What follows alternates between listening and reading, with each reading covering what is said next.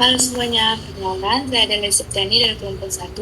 Di sini saya akan membuat video resume tentang populasi sampel dan sampling dari kelompok 7. Pengertian populasi. Populasi adalah wilayah generalisasi yang terdiri atas objek atau subjek yang mempunyai kualitas dan karakteristik tertentu yang ditetapkan oleh peneliti untuk dipelajari dan kemudian ditarik kesimpulannya. Misalnya akan melakukan penelitian di sekolah X, maka sekolah X ini merupakan populasi. Sekolah X mempunyai sejumlah orang atau objek yang lain. Hal ini berarti populasi dalam jumlah atau kuantitas. Terdapat dua jenis populasi yang umumnya digunakan dalam penelitian, yaitu yang pertama, populasi terbatas. Populasi terbatas adalah populasi yang jumlahnya terbatas dan bisa diketahui secara pasti. Populasi terbatas biasanya digunakan pada penelitian yang mengambil sampel dari kelompok yang mempunyai kriteria tertentu. Pada populasi terbatas, penelitian dapat mengetahui dengan pasti jumlah dan karakteristik dari seluruh populasi. Yang kedua, populasi tak terbatas. Populasi tak terbatas adalah populasi yang jumlahnya tidak bisa diketahui secara pasti dan cenderung tak terbatas. Populasi tak terbatas digunakan pada penelitian yang berfokus pada kelompok yang besar dan terus bertambah, misalnya penduduk di suatu negara atau pengunjung di sebuah situs web. Pengertian sampel. Sampel adalah bagian dari jumlah dan karakteristik yang dimiliki oleh populasi. Sampel yaitu sejumlah individu yang dipilih dari populasi dan merupakan bagian yang mewakili keseluruhan anggota populasi. Sampel yang baik memiliki sifat representatif terhadap populasi. Suatu sampel yang tidak representatif terhadap setiap anggota populasi, berapapun ukuran sampel itu, tidak dapat digeneralisasikan terhadap populasi. Bila populasi besar, dan penelitian tidak mungkin mempelajari semua yang ada pada populasi, misalnya karena keterbatasan dana, tenaga, waktu, maka peneliti dapat mengunggah sampel yang diambil dari populasi tersebut. Selanjutnya, pengertian sampling. Apa itu sampling? Sampling adalah cara pengumpulan data kalau hanya elemen sampel yang diteliti. Hasilnya merupakan data perkiraan atau estimate. Alasan pemilihan sampel. Yang pertama, adanya populasi yang sangat besar. Populasi yang sangat besar dan tidak terbatas tidak mungkin seluruh populasi diamati atau diukur sebab membutuhkan waktu yang lama. Yang kedua, homogenitas. Tidak perlu semua unit populasi yang homogen diamati atau diukur, sebab akan membuang waktu dan tidak akan berguna karena variabel yang akan diteliti telah terwakili oleh sebagian populasi tersebut. Yang ketiga, penarikan sampel penghemat biaya dan waktu. Yang keempat, ketelitian atau ketetapan pengukuran. Meneliti atau mengukur subjek dalam jumlah sedikit tentu akan lebih teliti jika dibandingkan dengan mengukur subjek yang banyak. Karakteristik sampel yang baik. Yang pertama, dapat menghasilkan gambaran karakter populasi yang tepat. Yang kedua, dapat menentukan persepsi hasil penelitian dengan menentukan standar deviasi dari taksiran yang diperoleh. Yang ketiga, sederhana, mudah dilaksanakan. Yang keempat, dapat memberikan keterangan sebanyak mungkin dengan biaya yang efisien. Kesimpulannya, populasi merupakan keseluruh objek atau subjek penelitian yang memiliki karakteristik tertentu yang ingin diteliti. Namun, karena keterbatasan waktu, biaya, dan tenaga, peneliti jarang meneliti seluruh populasi. Oleh karena itu, digunakan sampel, yaitu sebagian dari populasi yang dipilih untuk mewakili keseluruhan. Proses pemilihan sampel yang disebut sampling yang harus dilaksanakan dengan metode yang tepat agar sampel benar-benar representatif terhadap populasi. Teknik sampling yang baik akan menghasilkan data yang valid dan dapat digeneralisasikan, sedangkan teknik yang tidak tepat dapat menimbulkan bias dan kesalahan dalam penelitian. Dengan demikian, hubungan antara populasi, sampel, dan sampling sangat penting dalam penelitian. Ketiganya saling berkaitan dan menentukan kualitas hasil penelitian, sehingga harus direncanakan secara sistematis, cermat, dan sesuai dengan tujuan penelitian. Sekian dari saya, terima kasih. Baik, di sini saya akan membawakan materi tentang teknik pengambilan sampel dari kelompok 8. Latar belakang. Penelitian merupakan proses sistematis yang bertujuan menjawab pertanyaan atau memecahkan masalah melalui pengumpulan, pengolahan analisis data, dan pemeriksaan kesimpulan untuk menghasilkan pengetahuan yang bermanfaat. Secara umum, penelitian terbagi menjadi dua pendekatan utama, kuantitatif dan kualitatif.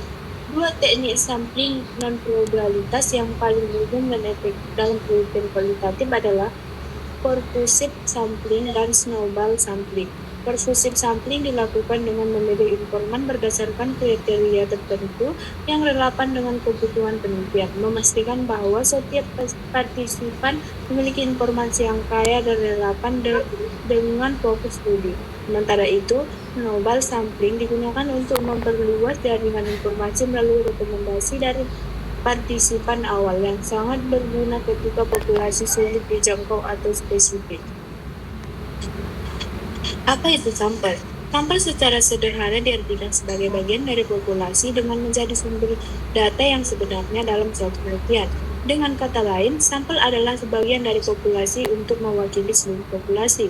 Berikut beberapa pengertian sampel menurut para ahli.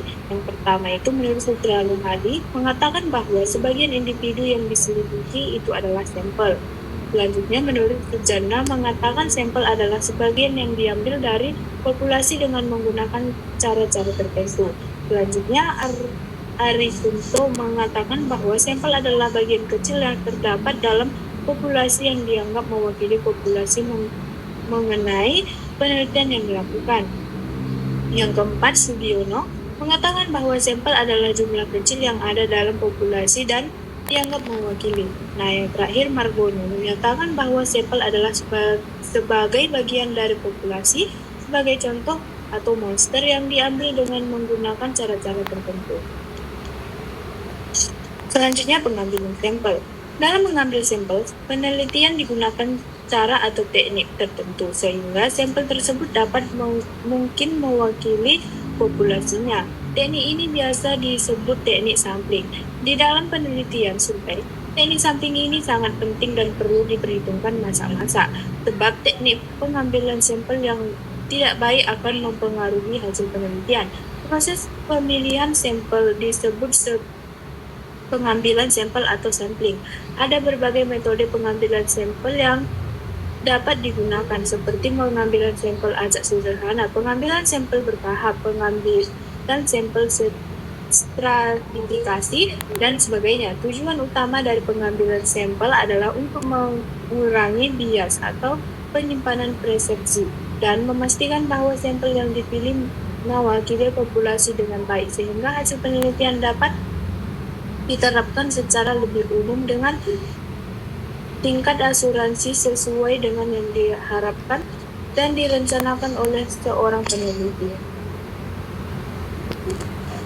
Selanjutnya, apa sih itu non-probability sample? Non-probability sampling adalah teknik pemilihan sampel yang tidak memberikan kesempatan yang sama kepada setiap elemen populasi untuk terpilih sebagai bagian dari sampel. Teknik non-probability sampling adalah metode pengambilan sampel di mana tidak semua anggota dalam sebuah populasi memiliki kesempatan yang sama untuk terpilih menjadi sampel. Artinya, terdapat perbedaan dalam kesempatan yang umumnya diakibatkan oleh subjektivitas peneliti dalam memilih sampel dari antara populasi. Peneliti dapat menggunakan probability sampling yang diambil secara random. Misalnya, bila tidak ada sampel prima yang lengkap, misalnya karena tidak mengetahui besarnya populasi, maka tidak dapat menggunakan probability sampling. Keunggulan non-probability sampling: murah, digunakan tidak ada sampling frame, digunakan bila populasi menyebar sangat luas sehingga cluster sampling menjadi tidak efisien. Selanjutnya, sampling terdiri dari 4. Yang pertama, purposive sampling. Purposive sampling adalah sebuah cara untuk mendapatkan sampel dengan memilih sampel di antara populasi sesuai dengan yang dikehendaki oleh peneliti. Pada teknik ini, peneliti memilih sampel purposive bertujuan secara subjektif. Kelebihannya, Sampel yang digunakan adalah sampel yang memang dibutuhkan untuk peneliti. Yang kedua, tergolong mudah untuk dilaksanakan dikarenakan sampel yang terpilih biasanya mudah ditemui atau didekati oleh peneliti. Kekurangan, dalam segi jumlah sampel yang dipilih tidak ada jaminan mewakili. Yang kedua, karena tidak menggunakan sistem acak, maka kemungkinan risiko bisa meningkat. Contohnya, sampel terdiri dari 20 informan yang dipilih berdasarkan yang pertama terlibat langsung dalam implementasi RME, yang kedua memiliki pengalaman minimal 6 bulan, dan yang ketiga menjabat posisi strategi, dokter spesialis, perawat senior, petugas TI, manajemen rumah sakit. Teknik ini dipilih karena informasi harus memiliki pengetahuan mendalam tentang tantangan teknis dan operasional RME yang tidak dimiliki seluruh populasi staf rumah sakit.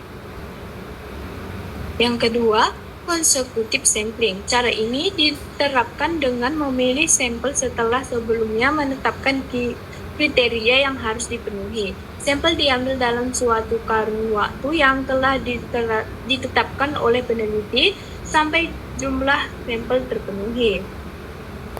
Kelebihannya, yang pertama biasanya pengambilan sampel lebih referensif jika dibandingkan dengan sampel random sampling. Yang kedua, dalam suatu populasi diambil sampel secara merata. Kekurangannya tidak dapat memperbaiki tingkat presisi karena tidak menggunakan pemilihan acak. Yang kedua, sistem dapat berinteraksi dengan pola yang tersembunyi dalam populasi.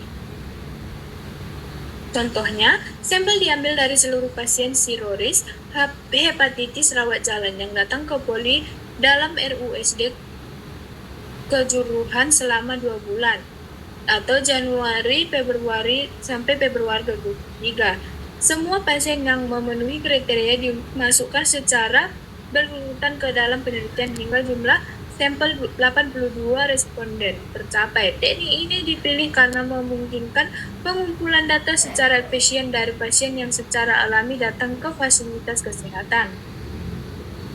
Yang ketiga, convenience sampling atau accidental sampling. Metode ini menggunakan subjektivitas peneliti. Jika peneliti menilai bahwa sebuah objek memenuhi kriteria dan kesempatan peneliti juga ada, maka peneliti data dilakukan. Tetapi jika peneliti merasa bahwa penelitian harus dihentikan, maka penelitian pun harus dihentikan. Karena teknik ini merupakan pendekatan yang sangat acak sembarangan. Beberapa peneliti pemula akan cenderung tergoda untuk menggunakan kata random atau acak dalam menjelaskan sampel.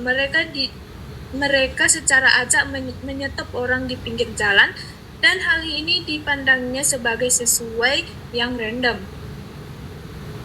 Kelebihannya sangat mudah, hemat tenaga, waktu, dan uang dikarenakan tidak terkait dengan kriteria tertentu. Yang kedua, memiliki tingkat kepercayaan yang tinggi karena tidak terkait oleh banyaknya aturan. Kekurangannya adalah yang pertama itu, hasil penelitian yang dihasilkan masih kurang akurat dan kurang dapat dipertanggungjawabkan. Yang kedua, hasil penelitian lebih sering ditolak karena dianggap analisis yang tidak serius. Contoh, dari 15 responden konferensi sampling, 73% melaporkan tidak puas dengan kecepatan RME, 60% kesulitan backup data, keterbatasan hanya petugas shift pagi yang tersedia, potensi biasa terhadap petugas yang sedang tidak bekerja. Nah, yang keempat itu snowball sampling. Dalam pendekatan ini, penelitian mula-mula mengontak beberapa responden potensi dan meyakinkan mereka apakah mereka mengenal seorang dengan karakteristik yang sama dan dicari dalam penelitian ini. Misalnya, jika penelitian ingin mewawancarai seorang manajer penjualan, penelitian harus mencari manajer penjualan yang dikenalkan lalu meminta tolong padanya untuk mencarikan lagi manajer penjualan selevel dia yang dapat dijadikan sampel. Kelebihannya, awal penelitian yang minimal karena apabila ada kekurangan data, dapat dengan mudah dicari dan direkrut saat dengan teliti. Yang kedua, membuat penelitian menyadari akan kelompok responden yang sebelumnya tidak pernah mendapat perhatian. Hasil akhir penelitian yang cukup akurat. Kekurangannya, memerlukan biaya yang cukup banyak apabila tidak mempunyai jaringan responden yang tepat. Apabila tidak teliti dalam melakukan perhitungan, risiko salah satu mendapatkan jaringan responden justru menyebabkan sulitnya penelitian. Contoh, menggunakan teknik snowball sampling, metode pengambilan sampel dimulai dari ukuran sampel kecil, kemudian dijalankan secara log. Pada awal pelaksanaan, dilakukan wawancara dengan kepala unit RM, kemudian direkomendasikan kepada personal RM lainnya, hingga jumlah sampel 9 responden tercapai. Selanjutnya, kuota sampling. Kuota sampling dilakukan dengan menentukan jumlah responden tertentu pada tiap kategori populasi, misalnya kuota laki-laki dan perempuan tertentu. Penelitian dapat memilih siapa saja untuk mengisi kuota tersebut. Teknik mirip dengan distributed sampling, tetapi pemilihan responden tidak dilakukan secara acak. Kelebihannya dapat menghemat banyak waktu dikarenakan bisa dilakukan dengan cepat dan biasanya mempunyai batasan waktu. Yang kedua, dapat digunakan dalam penelitian yang probabilitas sulit diterapkan. Yang ketiga, dapat memudahkan membuat perbandingan antara dua kelompok penelitian. Kekurangannya, kemungkinan meningkatkan resiko bias karena partisipan penelitian tidak ambil secara acak. Contohnya, penelitian evaluasi berkas rekam medis di unit assembling RS Garuda Kemendikbud menggunakan kuota sampling untuk 161 berkas dari rawat inap dengan kuota bulanan profesional untuk analisis kelengkapan data menggunakan T-Squirrel. Yang terakhir, satu bed sampling. Teknik ini melibatkan pengambilan seluruh anggota populasi sebagai sampel, sehingga disebut juga sensus, biasanya untuk populasi kecil atau kurang dari 30 orang. Tujuannya memastikan data lengkap tanpa kehilangan elemen populasi. Cocok untuk studi mendalam di lokasi terbatas seperti rekam medis pasien stroke di suatu ruang rawat. Contohnya, penelitian ketepatan kodifikasi BB di Puskesmas Pandawangi Malang menerapkan metode sampling pada 142 dokumen rekam medis tuberkulosis melalui observasi dan dokumentasi untuk evaluasi akurasi kode penyakit. Penggunaan sampel non-probability. Dalam penelitian sebelumnya, perbedaan penelitian telah melakukan analisis komparatif antara probability dan non-probability sampling. Tidak ada metode yang supersis secara universal. Setiap metode memiliki tempatnya tergantung pada konteks dan kebutuhan penelitian. Juga mengatakan bahwa probability sampling lebih kuat dalam hal validilitas eksternal, sedangkan non-probability sampling lebih fleksibel dan dapat diakses. Kelemahan utama dari non-probability sampling adalah kekurangannya representatif dan kesulitan dalam mengeneralisasi hasil. Pertimbangan dalam menentukan teknik sampling. Ukuran yang pertama, ukuran populasi. Peneliti harus mempertimbangkan seberapa populasi penelitian. Populasi yang besar membutuhkan teknik yang efisiensi seperti cluster sampling, sedangkan populasi kecil dapat menggunakan sampel random sampling. Yang kedua, tingkat heterogenis populasi. Jika populasi sangat bervariasi, teknik seperti stratified sampling lebih tepat digunakan untuk memastikan setiap kelompok terwakili secara profesional. Populasi homogen dapat menggunakan teknik sederhana seperti sistem sampling. Yang ketiga, tujuan penelitian. Tujuan penelitian mempengaruhi pemulihan teknik. Jika penelitian bertujuan untuk generalisasi kuat, probability sampling harus digunakan. Namun untuk eksploratif atau awal, non-probability sampling seringkali menandai. Yang keempat, desain analisis statistik. Analisis statistik tentu membutuhkan data dari sampel yang dipilih secara acak agar hasilnya valid. Karena itu penelitian harus menyesuaikan teknik sampling dengan metode analisis yang akan digunakan seperti regresi atau uji interferensial. Yang kelima, karakteristik waktu, tenaga, dan biaya. Keterbatasan sumber Daya sering kali memengaruhi pemilihan teknik sampling. Teknik probability sampling lebih ideal tetapi memerlukan biaya waktu yang lebih besar. Sebaliknya, non-probability sampling sering dipilih karena lebih praktis dan murah, meskipun tingkat validitas eksternalnya lebih rendah. Kegunaan sampling. Yang pertama, menghemat biaya. Contohnya, dalam penelitian evaluasi RMRS pusat otak nasional, non-probability purposive sampling menghemat biaya tracing manual karena hanya memilih petugas berpengalaman 6 bulan, bukan seluruh 150 staf RM. Menghemat tenaga. Contohnya, studi kelengkapan RMRS Santa Elizabeth Medan menggunakan quantitative sampling hanya memeriksa RM Inclass 2021, menghemat tenaga petugas RM yang harusnya mengecek 1.200 RM. Hasil kelengkapan 67,5% dengan effort 1/12 populasi. Selanjutnya, menghemat waktu. Contohnya, penelitian efektivitas RM terdapat pelayanan RSUD standard sampling.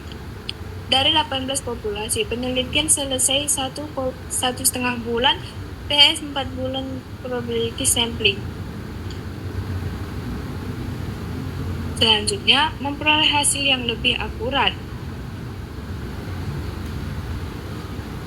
Akibat salah dalam penerapan sampling pada sampel penelitian menyebabkan tidak akuratnya keterwakilan. Dalam sebuah penelitian, apabila penerapan sampling yang dilakukan salah akan menyebabkan tidak akuratnya keterwakilan yang nantinya sebuah penelitian itu tidak akan bisa digeneralisasikan pada populasi yang lebih luas. Yang kedua, menyebabkan generalisasi temuan yang berlebihan pada penelitian mengenai pemasaran penelitian biasanya bisa saja keliru dalam penerapan hasil dari sampel yang sebenarnya tidak mewakili seluruh konsumen, dengan asumsi bahwa ini akan menghasilkan cerminan distribusi opini yang berlaku apa adanya sesuai fakta.